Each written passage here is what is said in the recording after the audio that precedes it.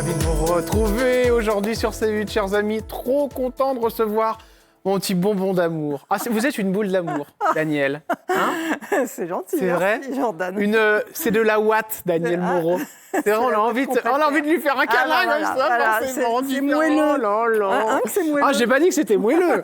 La Watt, c'est moelleux. Oui, c'est vrai que c'est moelleux, mais je parlais plutôt au sens figuré. Vous voyez ce que je veux dire? Daniel Moreau est avec nous, chers amis, que vous pouvez retrouver évidemment toute la semaine sur Touche pas à mon poste avec notre cher Cyril Hanouna, qu'on embrasse très fort et qui sera dès ce soir, évidemment, sur C8 en direct, certainement avec Daniel d'ailleurs. On ne le sait pas encore parce que, chers amis, c'est pas une blague. Hein. Vous le savez, mais qu'à partir de quelle heure? Vers 13h. Vers 13h, donc pour l'instant, Daniel ne sait toujours pas si elle sera ce soir ou pas sur TPMP. C'est les chaises musicales, voilà. Mais le jeu et c'est... Et ça vous amuse en plus. Oui, non, mais alors moi, ce que je fais, c'est que de toute façon, toute la matinée, je m'imprègne de l'actualité et j'attends. Et j'attendais. Si Cyril m'appelle. J'adore, c'est tellement drôle. Pour venir le soir partager 3 heures. Voilà, ensemble. Alors, on rit. En ce moment, évidemment, l'actualité est grave, donc il y a un petit peu tout, comme dans la vie. On va en parler avec vous de l'évolution de l'émission, de l'évolution aussi de votre rôle, cher Daniel Moreau. Et puis, évidemment, votre parcours, votre vie, c'est parti avec le portrait de Daniel Moreau. Retour sur Daniel Moreau qu'on avait interviewé l'année dernière. Petite Danielle, toujours avec ces jolies photos des parents. J'aime beaucoup la mettre parce que c'est une belle photo noir et blanc comme on aime de l'ancien temps, c'est vrai. Moi aussi, chez mes parents, il y a une photo comme ça où on voit... Ça date de 1952, c'était leur mariage. 1952. Papa s'appelle comment? Maman s'appelle comment? Michel et Jocelyne. Michel et Jocelyne. Michel et Jocelyne, ils se sont rencontrés à Toulon, il était marin. Et elle faisait la caisse au cinéma de ses parents. Ah oui, et en fait, il n'avait pas de sous et elle faisait rentrer. Elle était connue pour faire rentrer les petits marins quand quand le film avait déjà commencé. Ah, c'est drôle ça. Elle avait pitié des marins qui n'avaient pas beaucoup de sous et elle l'a fait rentrer comme ça. Sauf que là, ils ont commencé à discuter et voilà, en une discussion, c'était fini. C'était réglé. C'était pour la vie. Pour une partie de la vie, parce qu'évidemment... Un vrai coup de foudre, quoi. Cinématographique, on va dire. Ouais, c'est clair. Devant un cinéma. C'est clair, c'est clair. Papa, évidemment, la douloureuse suite, c'est son décès, un cancer des poumons à cause de cette fameuse cigarette, qui vous rend hystérique. Ça me rend triste, surtout de voir les gens fumer. J'ai l'impression, vous savez, qu'ils se consument, mais au propre comme au figuré, parce qu'évidemment, moi, j'ai vu mon père... maigrir et finir par mourir de cette fichue maladie. Bon, alors évidemment, on n'est pas égaux, il y a plein de gens qui fument et qui n'auront rien, et tant mieux pour eux, mais je me dis, voilà, dans le doute, si on pouvait ne pas commencer, et je trouve qu'on ne cherche pas assez, les chercheurs ne cherchent pas assez quelque chose qui empêcherait de commencer à fumer, tout simplement. Oui, tout simplement, oui. On pleure tout le temps les morts de la cigarette, ça coûte beaucoup d'argent à la sécurité sociale. Pourquoi? Parce qu'il n'y a aucun avantage, c'est-à-dire qu'à la rigueur, l'alcool, évidemment, à consommer avec modération, mais un petit peu d'alcool, c'est bon. C'est-à-dire que tout le monde aime boire un petit peu d'alcool, voilà. C'est le contraire. D'origine bretonne. Alors que la cigarette, souvent même la première, moi j'ai jamais commencé, mais les gens me disent la première cigarette, elle est pas bonne, quoi. Donc il faudrait trouver une solution, mais bon. Le départ de papa, c'est à quel âge, Daniel? Moi j'avais 12 ans. 12 ans. 12 ans et 2 ans de maladie. C'est ça qu'en fait c'était le plus dur. C'est très lourd, très lourd pendant 2 ans. Vous l'aviez à la maison? Ah oui, d'accord. Il rentrait à la maison, il repartait à l'hôpital, il a été opéré une première fois. Donc de 10 ans à 12 ans, déjà un peu fin de l'insouciance, essayer de ne pas prendre trop de place parce qu'il fallait le laisser dormir. C'était pas une vie de petite fille qui pouvait être épanouie. Maman faisait ce qu'elle pouvait, la pauvre, pour que ce soit le plus doux possible. Mais bon. Dans cette maison où vous êtes toujours, si je me trompe pas? Oui, dans cet appartement tout petit. Combien de mètres carrés? 42 mètres carrés. Vous vivez dans 40 mètres carrés? On était 3, mais évidemment, dans les projets de mon père, c'était de progresser dans son travail et de pouvoir déménager. Malheureusement, ça a été arrêté. Et puis après, on s'est retrouvés comme dans une coquille, c'est-à-dire qu'il avait tout fait à la maison, comme il était menuisier, c'est lui qui avait tout fait. Les meubles, tout ça. Voilà, les bibliothèques accrochées au mur, toutes ces choses-là qui font comme une carapace, et en fait, on n'a jamais pu Est-ce que vous avez réussi à quand même jeter quelques petites choses, Daniel Moreau? Non, rien? Oh, je ne jette pas grand-chose, oh là là. J'ai un jour cassé une petite statue, une petite sculpture qui était de son époque. C'était lui qui l'avait achetée, mais j'en ai été malade, quoi. J'ai une lampe encore, c'est le dernier achat qu'ils ont fait tous les deux, une grosse lampe qui est sur le bureau qu'il avait fait lui-même. Et alors, les dames qui viennent, Pour le les ménage, aides à domicile et tout ça, je leur dis vraiment, vous pouvez tout casser, mais sauf ça. Enfin, ben oui, moi, je suis très attachée en fait aux objets, aux souvenirs, parce Bien que sûr, voilà, j'ai tellement peu connu que j'ai que ça. J'ai ces livres, voilà. Daniel, je sais que ça a été très difficile cette perte et qu'on en a parlé à nombreuses reprises ensemble, que c'est vrai qu'à chaque fois, ça vous fait une montée d'émotions très très forte. Ah oui. Et encore, je trouve que vous avez évolué parce qu'il y a un moment, vous ne pouviez même pas voir une photo de votre papa, vous fondiez en larmes. Oui, bon, voilà, après, quelques fois, on est peut-être plus fragile que d'autres. Bien sûr. Le mot papa, j'ai du mal. Encore aujourd'hui 50 ans plus tard. 50 ans plus tard. Est-ce que vous avez réussi à faire un travail sur vous-même par rapport au départ de votre papa? Non. Et puis alors après, j'ai pas assisté à l'enterrement. Maman n'a pas voulu. J'avais 10 ans. Vous n'avez pas assisté à l'enterrement? Non, j'étais chez des amis et elle n'a pas voulu que j'y C'est voie. un regret, ça? Non, moi je préfère. Je pense qu'elle a pris une bonne décision, mais après certains pédopsychiatres disent qu'il vaut mieux montrer les choses.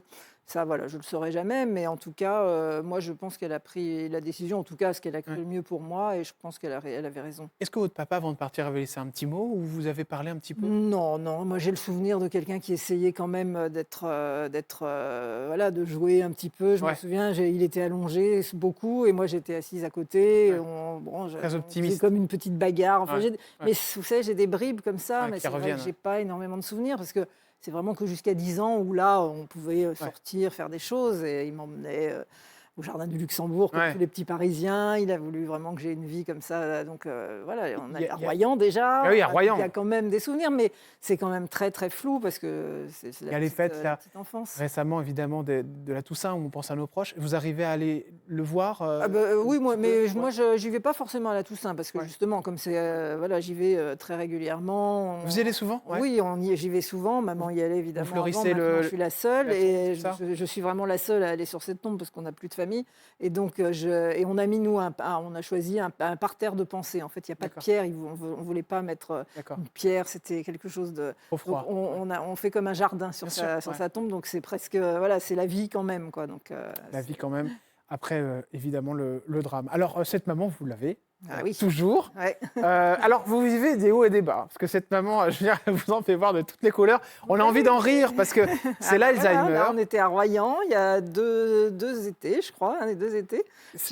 J'arrive à l'emmener encore à Royan. Oui, parce qu'elle a quel âge, maman? Elle a 92 ans maintenant. Donc, je veux dire, vous avez de la chance, alors, votre maman a 92 ans.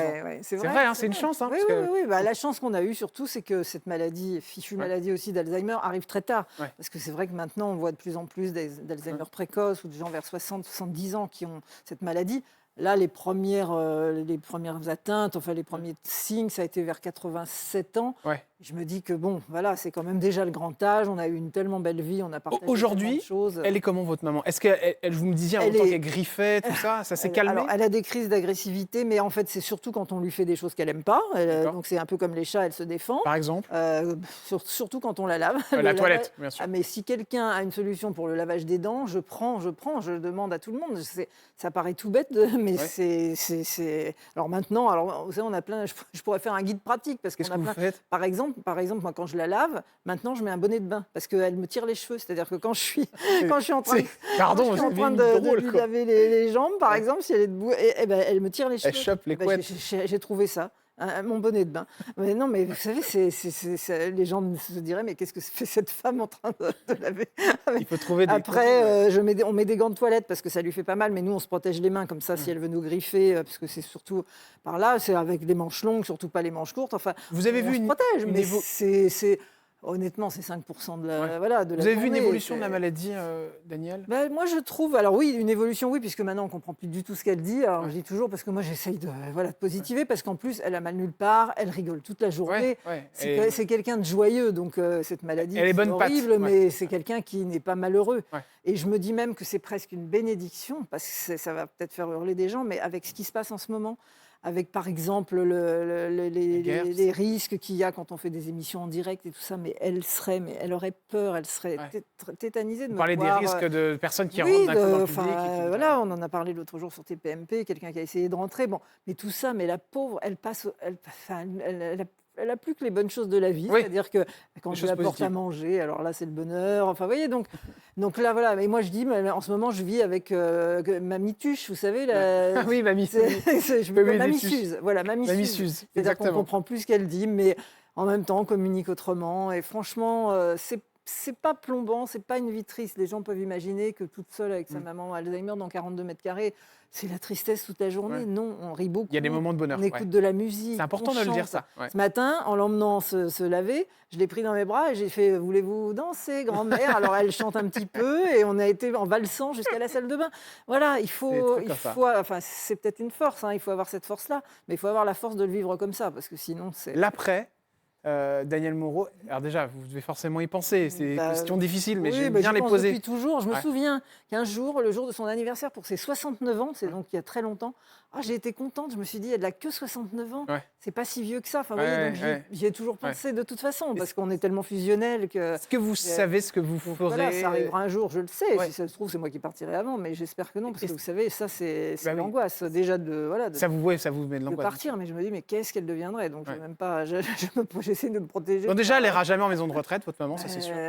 Vous vous en occupez. Il faut que je la porte, si elle ne bouge plus, je serai obligée à un moment de faire ce qu'il faut, mais je tiens le plus possible. Est-ce que, ce que j'aimerais savoir dans votre cheminement de votre tête, est-ce que, après le départ de votre maman, est-ce que vous avez dans votre tête prévu quelque chose, c'est-à-dire changer d'appartement, ou peut-être passer à une nouvelle vie, avec le souvenir évidemment. Nouvelle vie, je vois pas. Le problème, c'est ça, c'est que moi, je n'ai que mon travail et ma maman.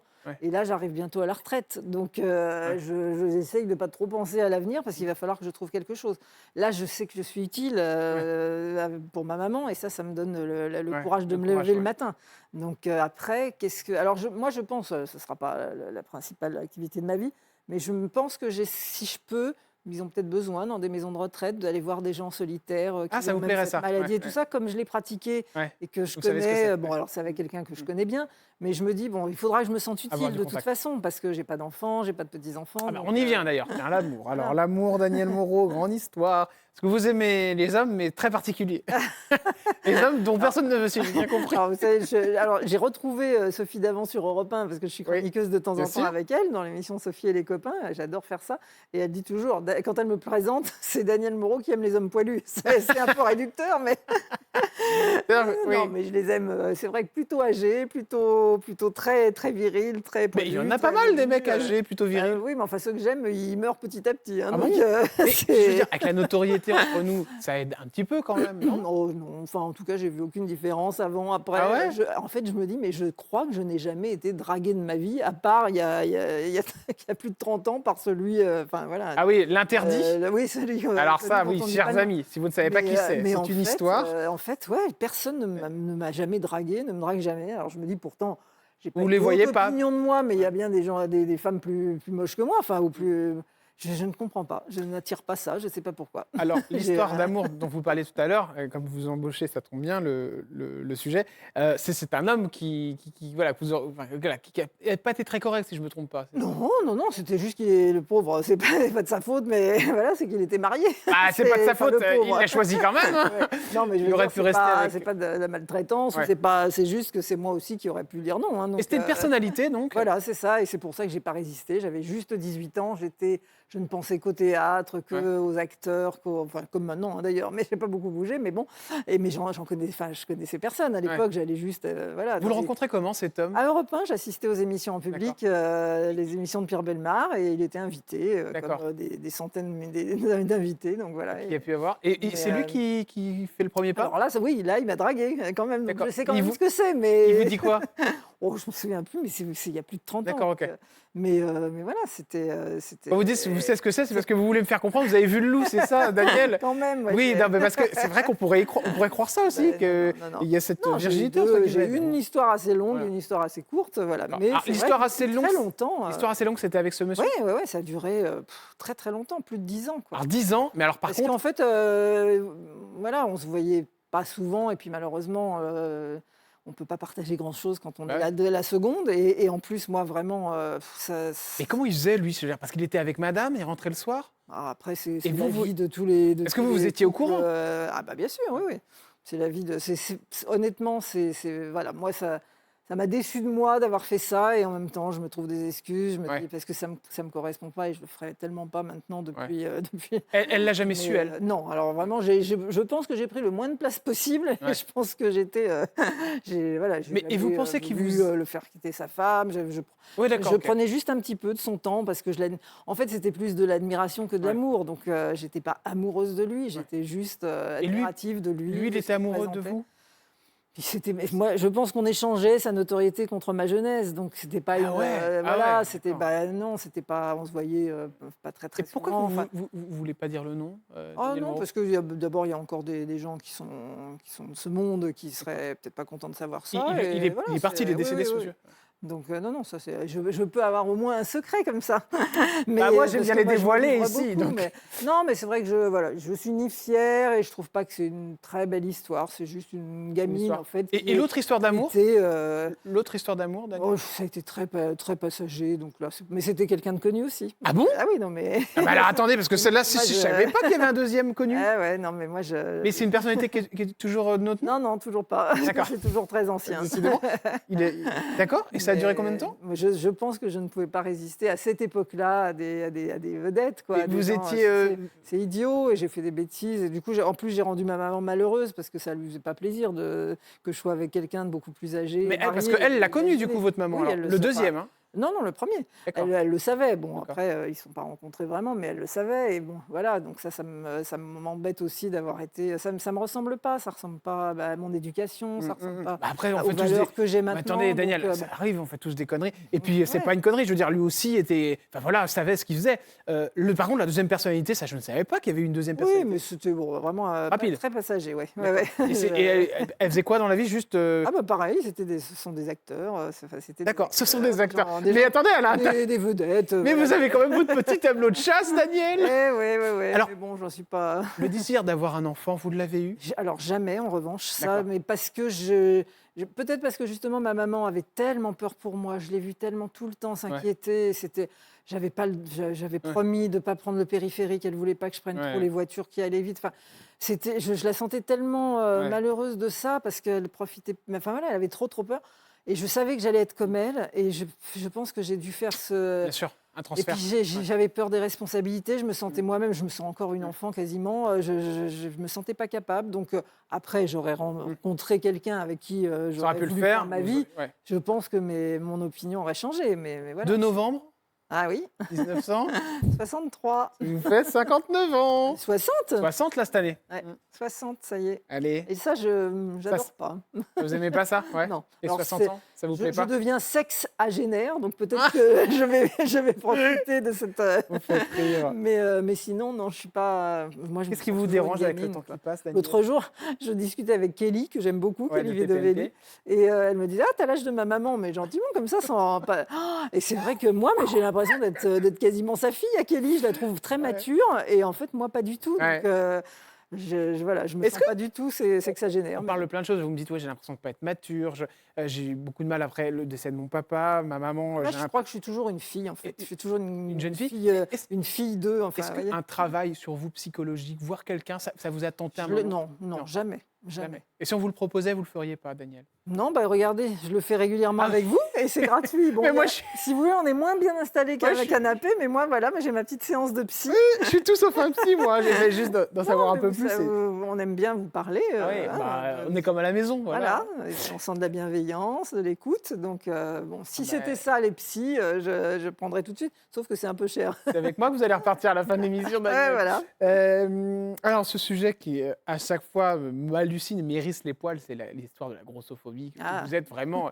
Je vous trouve génial parce que, heureusement que vous êtes sur TPMP pour aussi pousser des gueulantes là-dessus. Surtout, heureusement que je suis sur TPMP parce qu'on est quand même très peu en surpoids à la télévision. Exactement. Si vous regardez dans la vie normale et si vous regardez la télé, on n'est pas du tout représenté. Il y a très peu d'animatrices en surpoids. La diversité, il y a des progrès dans plein de domaines, et tant mieux, mais moi, je me dis, le jour où une femme en surpoids, mais vraiment, présentera le 20h, on aura tout gagné, mais ça n'arrivera jamais.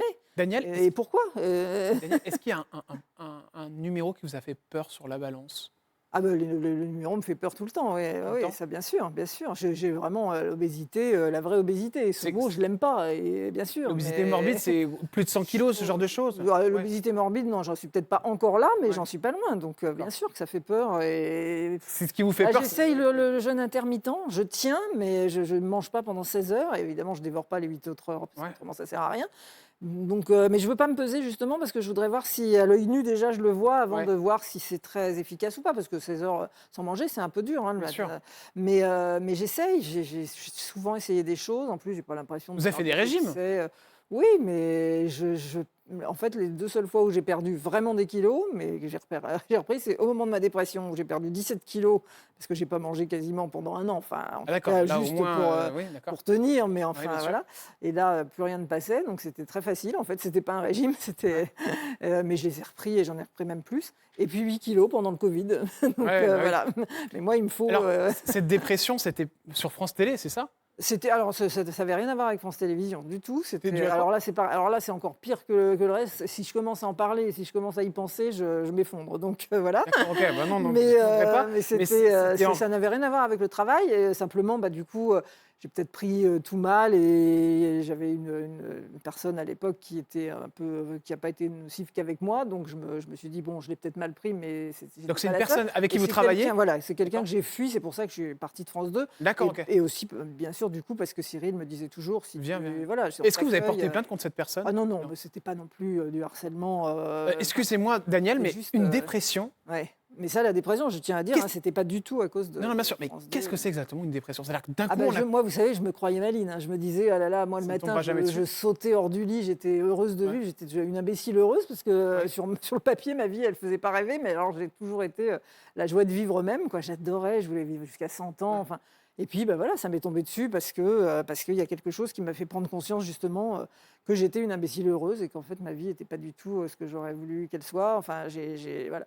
Et c'est un peu comme si j'étais tombée d'un immeuble, quoi. C'est du jour au lendemain, comme ça? Pas du jour au lendemain, c'est à cause d'une raison précise. Et en fait, maintenant, j'ai l'impression qu'on a tendu Je parle même pas avec ma maman, parce que ma maman, c'est très triste et tout ça, mais je suis dans l'action. Oui, bien sûr. Et moi, tant que je peux agir, et justement, je fais tout pour qu'on soit encore bien et tout ça. Mais là, je pouvais rien faire. Je pouvais rien. C'est-à-dire que vous ne faisiez rien de la journée, vous aviez plus faim? Concrètement, c'est horrible, quoi, parce que j'ai passé au moins un tiers de mon temps à pleurer à l'infirmerie de France 2. Je remercie les infirmières qui m'ont supportée parce que je pleurais tout le temps. Je pleurais en nageant, je pleurais même en dormant parce que ma maman, à l'époque, n'avait pas encore Alzheimer. Ça a commencé juste après. Et elle me disait, mais t'as pas pleuré cette nuit? Et en fait, j'essayais vraiment de me retenir quand j'étais chez moi pour pas qu'elle se rende compte.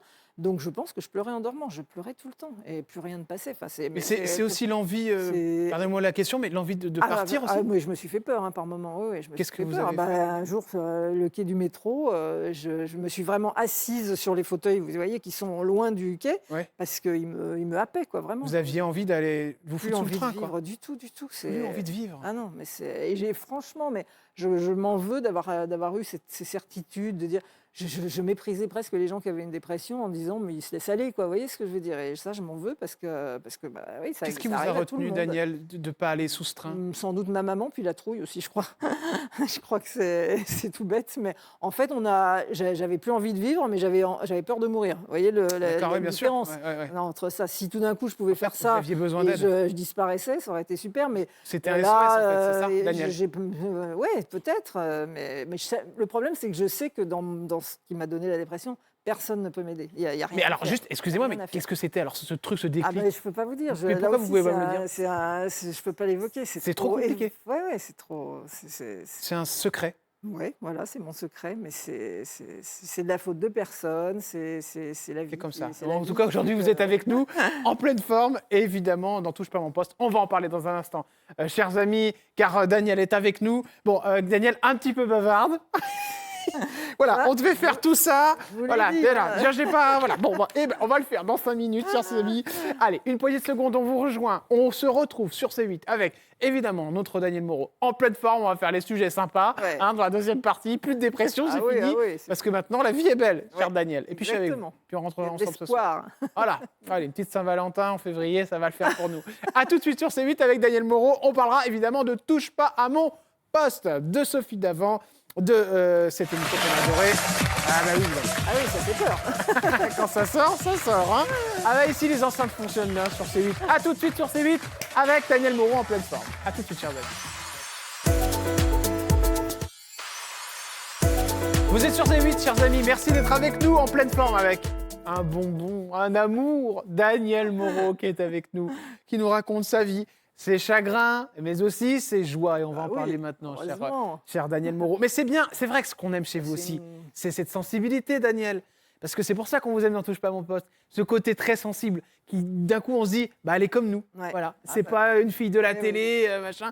Elle est comme nous, elle a les mêmes soucis. Daniel Moreau avec nous, qui a commencé évidemment avec un homme qu'on aime beaucoup. Impossible de ne pas l'évoquer dans cette émission. C'est ce monsieur, il s'appelle William Lémergie. Il est aussi évidemment sur C8 juste après nous. Cette photo. Elle est sympa cette petite photo. Alors c'est une autre Daniel, un Daniel d'un autre temps avec une autre coupe de cheveux. Vous étiez assistante de production, programmatrice pour cette émission.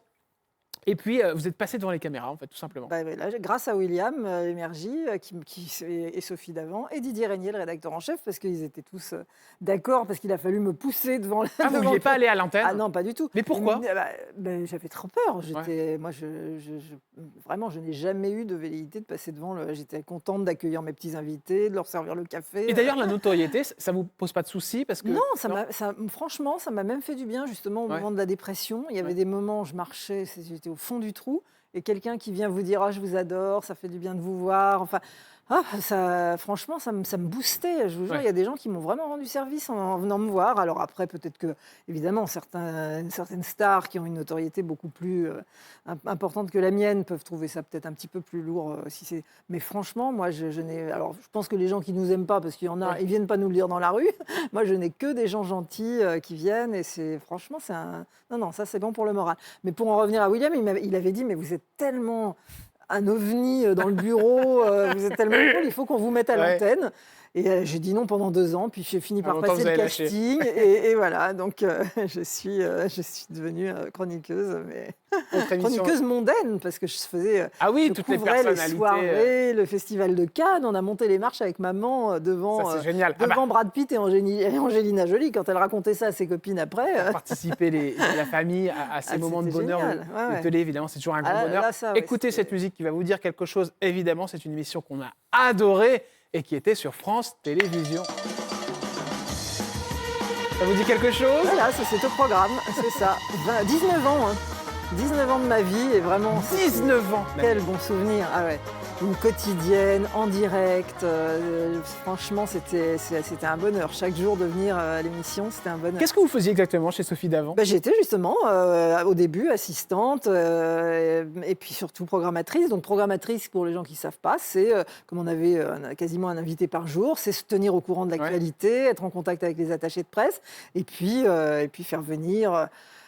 Chaque année, je savais que qu'on allait recevoir Jean d'Ormesson, vous étiez content, Jean-Pierre Mariel. Enfin, moi, c'était, vous savez, en fait, je pense que c'est ça aussi, le fait qu'aujourd'hui, et cette dépression, tout ça, c'est que c'était des petits cailloux dans ma vie, vous voyez, c'était des petits repères, et je savais que j'allais avoir des petits moments. Vous étiez à l'antenne, Daniel, là? Alors, pendant quelques... là, j'étais à l'antenne déjà, voilà. Pendant quelques années, j'étais juste dans l'ombre, comme je vous disais, puis après...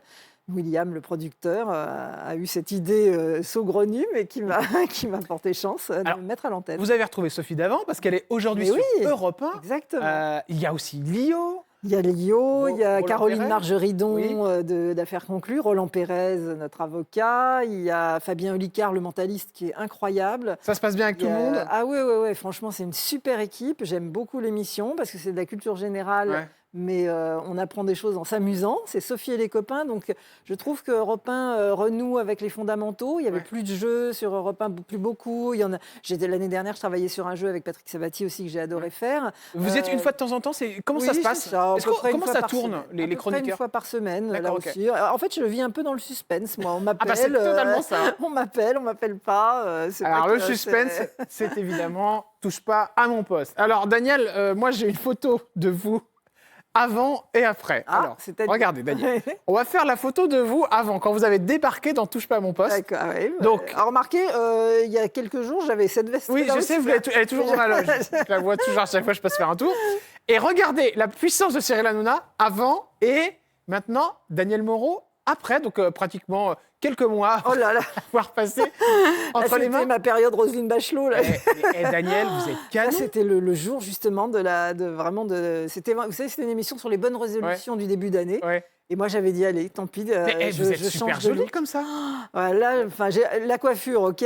Le rouge à lèvres, j'ai beaucoup de mal. Alors, le Je suis un peu maquillage, trop maquillée. entre nous, Daniel, moi. vous aimez bien le côté très simple, c'est-à-dire femme pas maquillée, très naturelle quelque part. J'ai du mal. Vous n'êtes pas du tout attiré par cette femme-là que vous voyez qui est, Non, qui est j'ai pas l'impression que c'est moi, mais j'ai un très bon souvenir de ce moment-là parce que je réalisais, enfin, j'avais envie d'avoir les cheveux courts, mais alors pourquoi j'avais cette coupe-là? C'était tout simple, c'était qu'en fait je ne voulais pas aller chez le coiffeur, je déteste ça, et que maman ne savait faire que cette coupe, et ma mère m'a coupé les cheveux. Ah, c'est pour ça que vous aviez cette coupe-là? Mais oui, tout simplement. C'était pas parce que moi j'avais envie d'avoir les cheveux courts, mais je ne voulais pas aller chez le coiffeur. Je faisais une espèce de blocage, je ne supportais pas d'aller chez le coiffeur, et voilà. Mais alors Sophie Davant a essayé plusieurs fois et de me faire couper les cheveux, de me faire changer de look. Bon, c'est Sophie, désolée, c'est Cyril qui a réussi, mais c'est vrai que ce jour-là, on s'est bien amusé. Et puis j'avais l'impression d'être une star. On avait enlevé tous les miroirs pour que je me découvre juste sur le plateau. Enfin, en 2017, Daniel Moreau. Pourquoi vous êtes parti? À un moment, vous êtes parti de TPMP. J'ai vu qu'il y a eu un départ. Ah non, alors la première année, quand je l'ai fait, j'étais encore à France 2 et après, ils n'ont plus voulu, ce que je peux comprendre, parce que c'est vrai. Ah, ils vous ont dit non, elle fait pas. C'était un peu compliqué.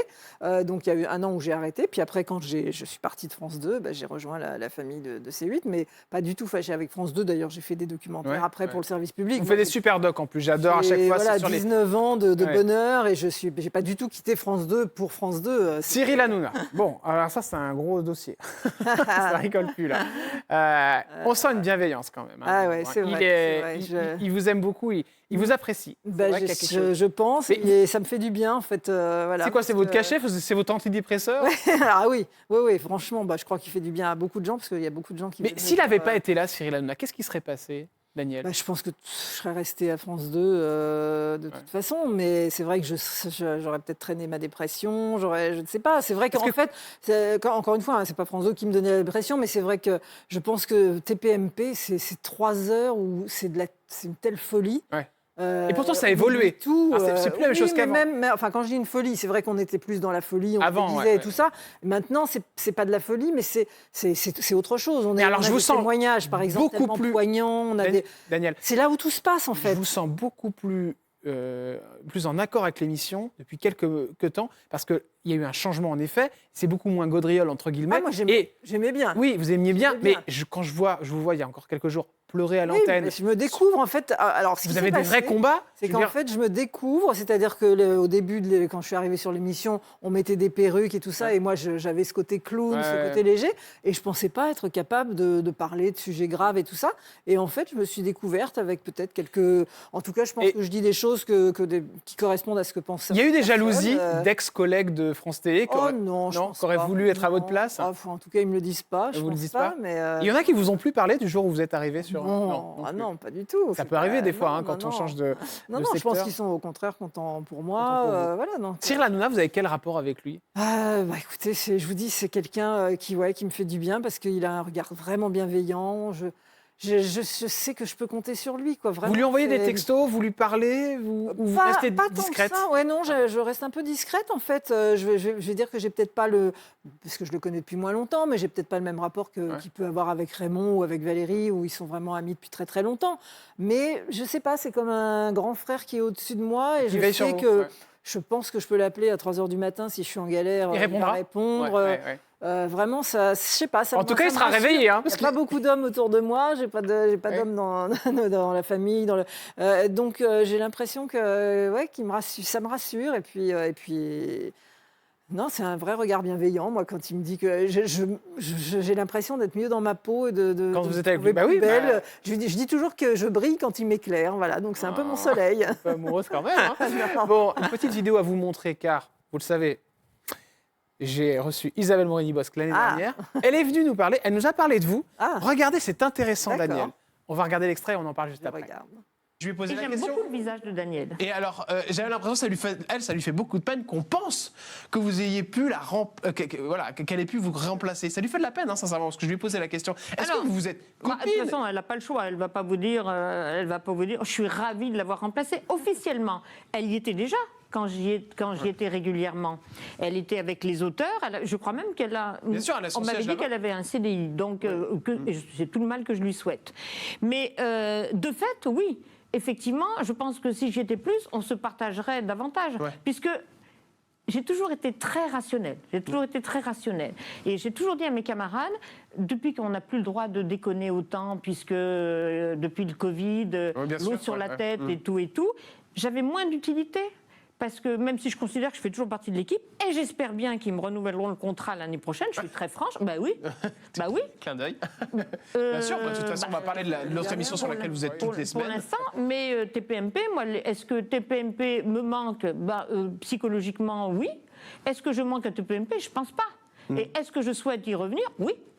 Alors, elle est revenue, Isabelle Morini. Oui, elle est revenue dans PAF. Dans PAF, déjà, une émission où on parle aussi de beaucoup de choses, de société, de consommation. Alors, cet extrait avait un intérêt. Pourquoi? Parce que c'est vrai qu'il y a eu une espèce de guerre. Et c'est vrai que beaucoup dans les journaux, c'est ce qu'on voyait. Et moi, vous savez, c'est pas parce qu'on est dans le groupe que je ne vais pas vous montrer. J'essaie d'être le plus transparent possible avec tous les invités.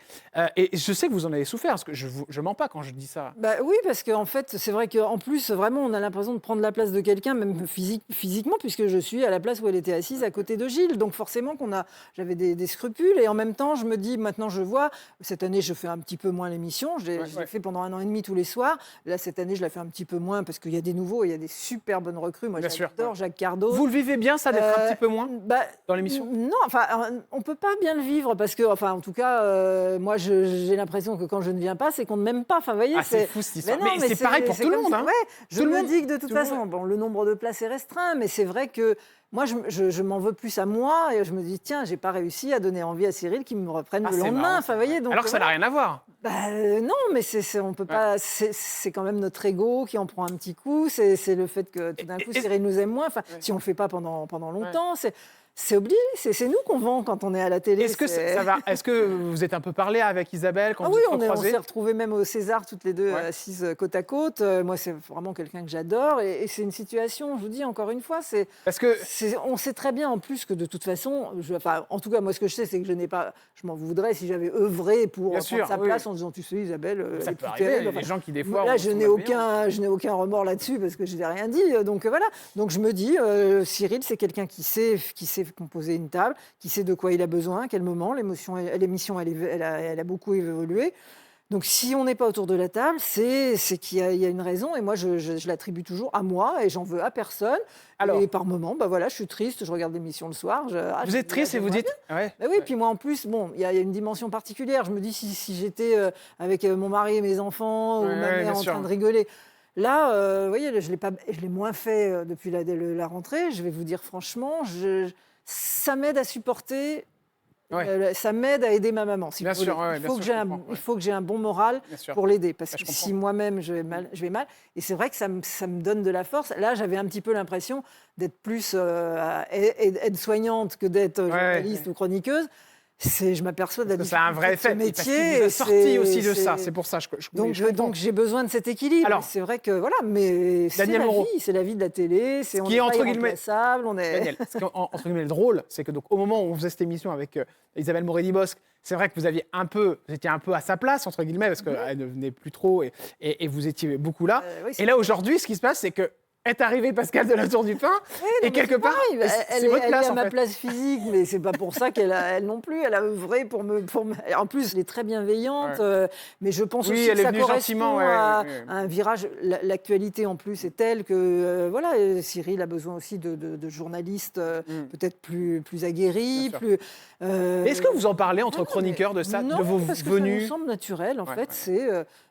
C'est une équipe qui décide. Bon, Cyril, mais tout le monde, mais je pense Daniel, entre nous, vous qui connaissez tous les chroniqueurs, ils angoissent tous de ne pas être là le lendemain? Je pense que ceux qui disent que non mentent. Franchement, c'est un peu des fanfarons en disant moi, c'est pas grave si on m'appelle pas. Enfin, après, je parle en leur nom, je n'ai pas le droit, mais c'est vrai que je pense que malgré tout, ça reste, en tout cas moi je le vis comme ça, tiens, Cyril m'aime moins en ce moment, c'est comme ça. C'est drôle, c'est très affect. Chers amis, c'est le moment tant attendu des questions cash. C'est parti. Padada. Allez, c'est parti, Daniel Moreau. On touche combien de retraite quand on s'appelle Danielle Moreau? Alors, m'en parlez surtout pas. J'ai fait une simulation.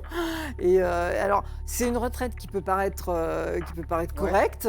Moi, je me dis que pour tout ce que j'ai fait, parce que j'ai souvent fait plein de choses en même temps, je vais avoir 2500 €. Alors, les gens vont se dire chez eux, mais c'est super. Non, Sauf que c'est vrai que c'est vous savez pas pourquoi fou j'ai pour, angoissé toutes là ces pour maintenant? C'est qu'en fait, parce que dans 2 ans, je peux être à la retraite, je souhaite évidemment que ma maman soit encore là, mais je vais plus pouvoir sortir de chez moi parce que les aides à domicile, je dépense le double quasiment. Donc, C'est quoi, 5 000 € par mois? oui, mais parce qu'évidemment, comme je travaille, donc c'est un peu un cercle vicieux.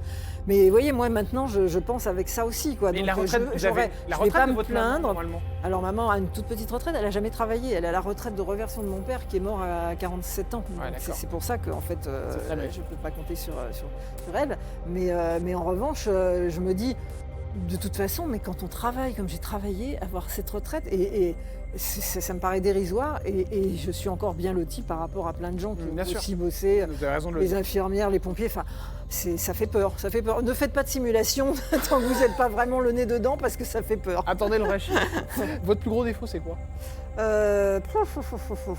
Alors là, gourmande, mais pas un défaut, je ne sais pas. J'ai été beaucoup intolérante en fait. Je me rends compte que je vous disais, les gens qui avaient des dépressions, je trouvais que c'était de d'accord. petite nature. Et vous avez changé? Il y avait des choses comme ça et j'essaye de changer. Puis la vie m'a appris, mais c'est peut-être un peu mon défaut. Danielle Moreau, la personnalité qui vous a le plus déçu sur un plateau télé?